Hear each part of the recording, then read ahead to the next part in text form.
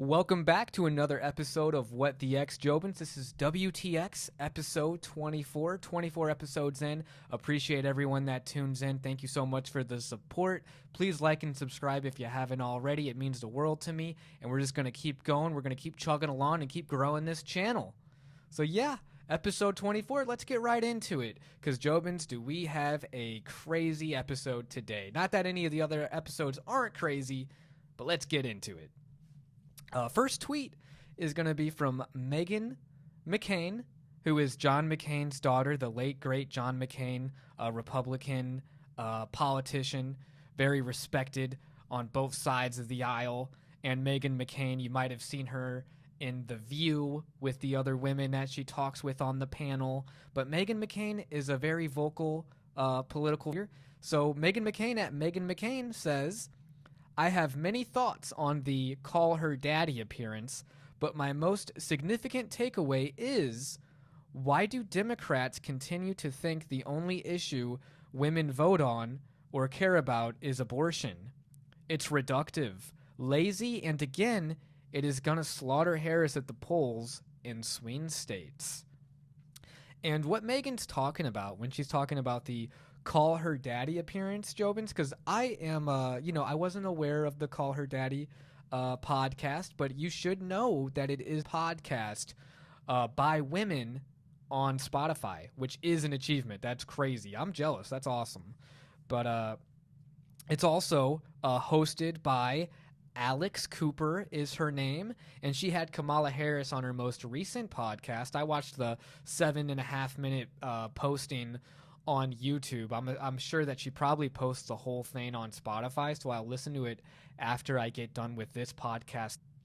Essentially, Kamala was just talking about Roe v. Wade when it was overturned and all the things that she hopes to do as far as, getting women their rights back, the body autonomy, the right to make choices for themselves rather than being made by old white men, as people keep liking to point out that is their idea of what a politician is. I don't think AOC is an old white man, but any Democrat will tell you that the rules are all made up by old white men.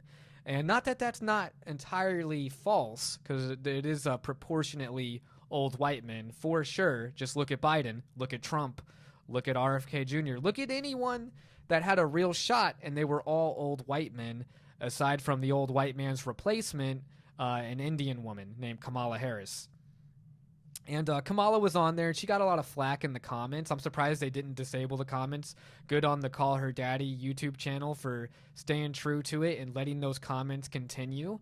Because, yeah, a lot of backlash off the lack of policy speak. Not really any policy, no substance to what was being said, just a lot of catchphrases and like, hey, this is bad and evil, white men shouldn't be doing this, all women should be allowed to have abortions, and there's abortion bans in all these states aside from Virginia, is what Kamala was talking about. And Jobins, I will just, right off the bat, I'm just going to say it, I am definitely, when it comes to voting and when it comes to my opinion on it, I would consider myself personally within my family, like, I'm pro-life. Like, I can't be with a girl who is pro-choice. She needs to be pro-life too, because I think life is sacred. And if she were to be pregnant, I would want her to keep the baby, and so on. And happily, I do have a girl, that is pro-life as well. So that's always a good thing just to connect on. But as far as voting wise and what I feel, I'm pro-choice, and I don't think that I should have a say on what, any woman does with her body. I think I got that from my mom too. She was always a strong, independent woman, working to keep the house fed, same with my dad, both of them, great parent. Both my parents were always working. So I do respect the work ethic that they instilled in me, and also their independent thought. So thanks, Mom. Thanks, Dad. And my mom was always like, could you imagine if you had like such and such amount of kids, and then your next kid you knew was going to be deaf, and that would cause so much issues? And then she was like, hey, you would have just killed Mozart.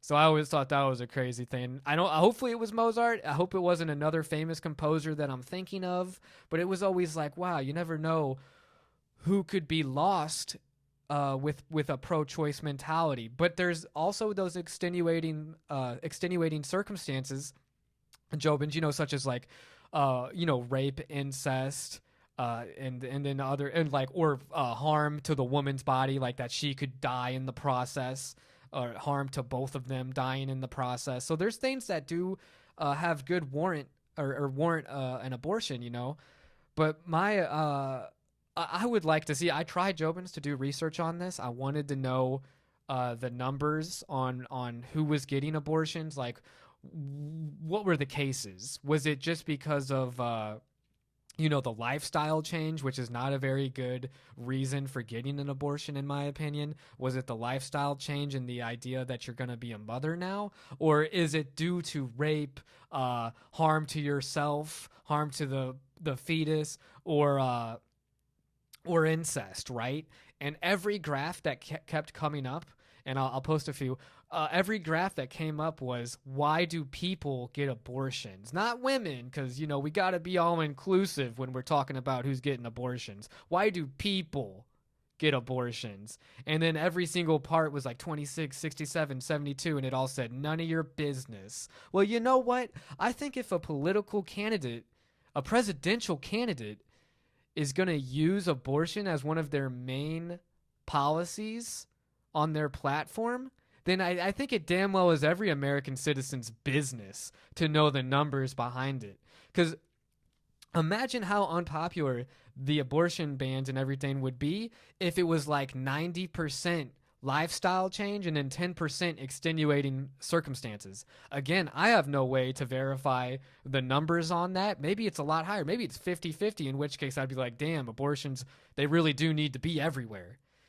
But please, if someone can get the numbers for me, I'd appreciate it. I'll still look into it myself and just see if I can find any accurate data on this. I don't know why, if you're going to a doctor, that you can't have that recorded anonymously just for the sake of numbers.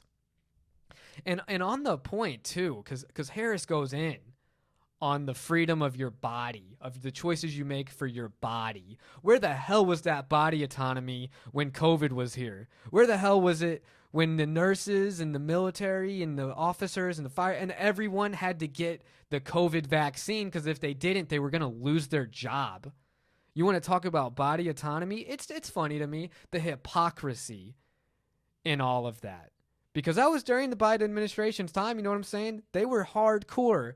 I couldn't go to a Suicide Boys concert with my boy because we had to get, we wound up going, and guess what? I opted and I got the freaking vaccine. I got pressured to get the booster.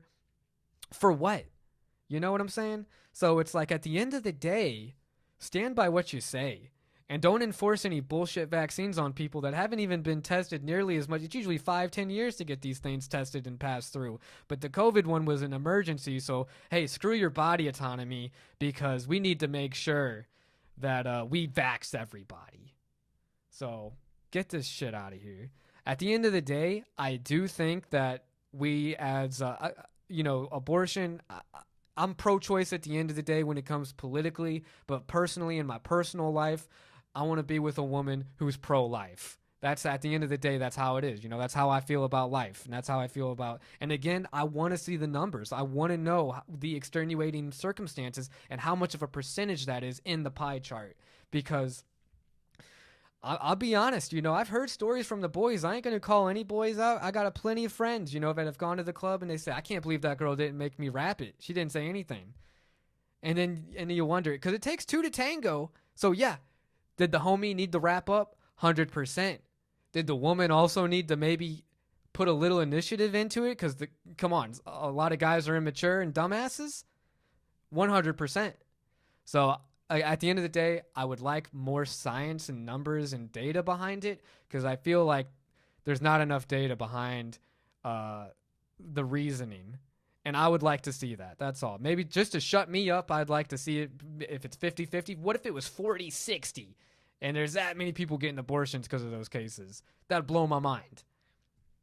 Otherwise, we're going to come up to these assumptions that most women get them just so that they don't have to threaten their own lifestyle, which is selfish. And that, at the end of the day, to me, is murder. That, to me, is homicide. I'll say it straight up how it is. And to move forward, because I think Megan had a good point, that is not the only policy that we should be focused on. And I do think it's lazy, and I think that it's disrespectful to women to think that that's the only thing that's the only issue that they're going to care about. It's the same thing to me as before, and it just blows my mind again. Just like I feel bad for any black Republican who just states that they're Republican and just see all the hate that they get. And it's like, are you even really black? It's like, that's the most racist shit I've ever heard in my life by the Democratic Party. To opt in and say, oh, we secured the black vote because we'll take your blackness from you. Fuck you guys. And I don't mean to say, expletives like that. I shouldn't have said the F word, but it's upsetting to me because everyone should feel okay to make whatever vote they want without it having to come across and conflict with their racial identity, because it's intersectionality, as they like to say in the liberal colleges. There's so many things that make someone a person that it's not liberal black. You know what I'm saying? It's not woman abortion. Like, there's so many things that make us multifaceted individuals, and I feel like this could go with the Republican Party too, but when I see the Democratic ads on, like, it just upsets me because it's like there's more to it than black and white, straight up, pun intended. And we're just going to move forward to the next tweet because I think Megan started it off pretty fiery with that first one. Second tweet's from Russell Brand, the, get him to the Greek actor, Aldous Snow he played. He was in Forgetting Sarah Marshall. He even had his own show as a talk show host, does his own podcast, almost got canceled himself in this whole political machine by the Matrix, as Andrew Tate would like to call it, with sexual abuse allegations. So Russell Brand's been under heavy fire. So it's cool to see him still speaking out, still speaking his truth. Who knows? I would hope that none of those claims about him are true. It doesn't sound like any of them turned out to have any validity. But Russell Brand at Rusty Rockets had this to say: How many of you never thought you would vote Republican, but are now considering it?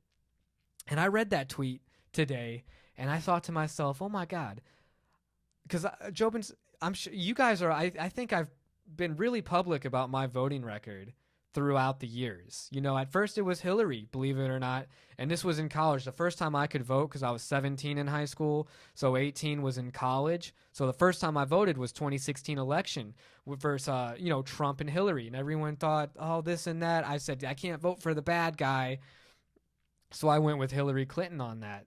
And how much do we know now? Epstein, all the email stuff that was happening. The email stuff was happening during that time. Not a great look for her. Probably a good reason why she lost.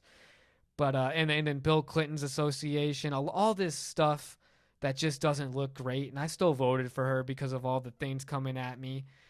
And just being a susceptible, silly, ignorant college kid. That's how I'd put it. I think most college kids are really ignorant, and they haven't really fully experienced the real world because they're in this safe space, secluded area that's just total liberal bullshit. I think the best experience you can have is to get out in the real world and see it firsthand, and maybe you'd have a change of opinion.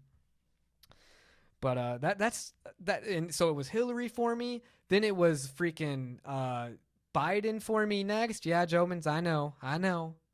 And now, who knows? Maybe I could make another mistake, put my foot in my mouth again, and maybe Trump does become the next Hitler. I don't think he's going to win, but I'm still going to vote for him because I just don't know what's going to happen with the election. I just hope we can all be peaceful about it.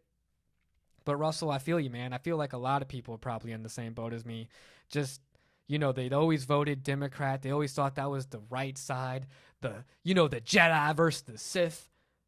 But maybe I'm a Sith. Or maybe the Jedi were the Sith all along in this metaphor. But either way, vote for who you gotta vote for, who you believe is the right candidate. I'm not here to influence you one way or the other. I'm just trying to tell you where I'm coming from. So thank you, Russell, because I do agree with you. I have changed my mind, and it's crazy. I wonder how many other people, maybe you're either the other way, Republican to Democrat. Jobins, if any of you are changing your political allegiance or where you side, I'd love to hear it. The engagement's always nice. And we're going to move forward with our third tweet from FaZe Banks at Banks. Same shit, different phase. and it's a picture of Banks with the FaZe clan, and they're on the couches with the Nelk boys. I did watch a bit of the Nelk podcast with the FaZe clan, and I thought it was crazy interesting because like how much Twitch has blown up, Jobins, and I think it's so sick too. The community that Sean O'Malley's gotten with Twitch, including getting my boy Schmitty out here, which got me out here, got my other roommates out here. So it's like Twitch can be life changing. $5 for a subscription a month to people that you want to follow, and people really building those followings, especially the FaZe members. Shout out to the people in the FaZe clan, because these kids, and these are some young kids, Jobins, real young kids, probably 18 to 25 maybe. I don't know the ages exactly, but there was a whole bunch of them in the FaZe house, and they live streamed, Jobins, for 30 days. I remember being a kid watching Real World, and I couldn't imagine, like, this is next level reality television, reality streaming. Reality television has been taken over by reality streaming. And I know 30 days is crazy, but it is the opportunity of a lifetime. I know they gained millions, if not, thousands, if not millions of subscribers, which is awesome. That's a lot of work to put in 30 days on camera, even when you're sleeping. I personally would have a really tough time because I like my solitude, my isolation sometimes. I need to be away from people every now and again. So for 30 days of just eyes on you constantly, I'm interested on what that does to the human psyche, as well as the trolling and the comments that come in because you're always reading it. One of the FaZe members was talking about being called fat and being called a loser and all these other awful things. And like, man, to have that kind of stoicism to survive 30 days is crazy. So, I mean, the FaZe clan's out here doing some, like, unheard of stuff. That's probably like a Guinness Book of World Record. I don't know. Maybe Big Brother's beating that, but it's like the legit live streaming is nuts. In 30 days to do it, that's insane. So shout out to the FaZe clan. Honestly, I think it's inspirational and it's motivational to see these young kids have that drive.